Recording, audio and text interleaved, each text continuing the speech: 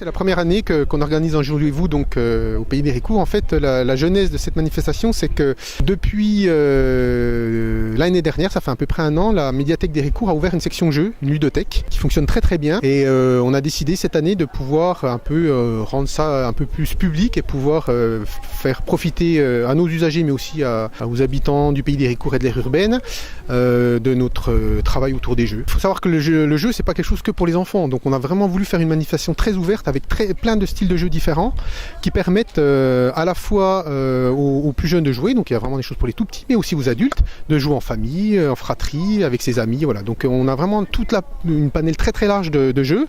Ça va des jeux des grands jeux traditionnels en bois, un peu patrimoniaux, je dirais, à des choses du jeu de plateau. Il y a un grand espace jeu de plateau de 2 ans aux adultes, de l'initiation au jeu de rôle, du jeu vidéo avec une section rétro gaming avec des jeux du passé, vintage, des années 80 principalement.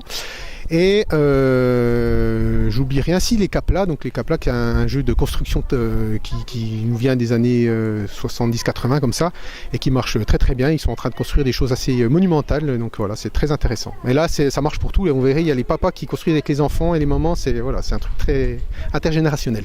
On a un service qui fonctionne bien, mais qui a besoin d'une visibilité extérieure hors de nos murs.